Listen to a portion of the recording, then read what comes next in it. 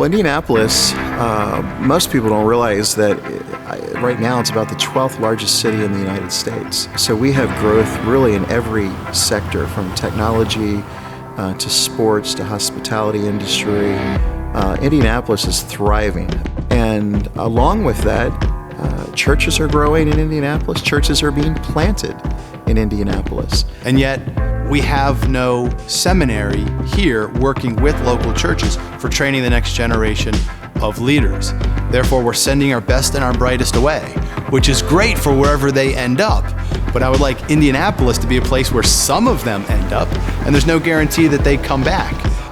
I had the conviction that ITS should begin here in central Indiana the moment I realized there wasn't a Bible-believing, evangelical, and Reformed seminary in Indianapolis. Thinking missionally about the gospel, it's not just a hypothetical idea of how might this work in your context. It turns the city into sort of a learning lab where you try things, you fail, you retool, and you do it again.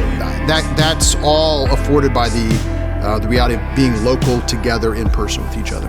I think the role of Indianapolis Theological Seminary in the city of Indianapolis is to strengthen our city by training young men and women for the various ways in which they can serve the Lord in our city. Right now, all of our courses are in the evening or on weekends, so that students don't have to stop what they're doing in their local churches, don't have to stop what they're doing in their jobs, don't have to put their families on hold, but can also fit this education into what they're already doing.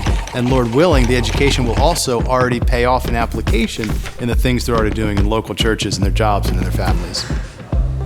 We want our students learning how to pastor, not just how to have right answers.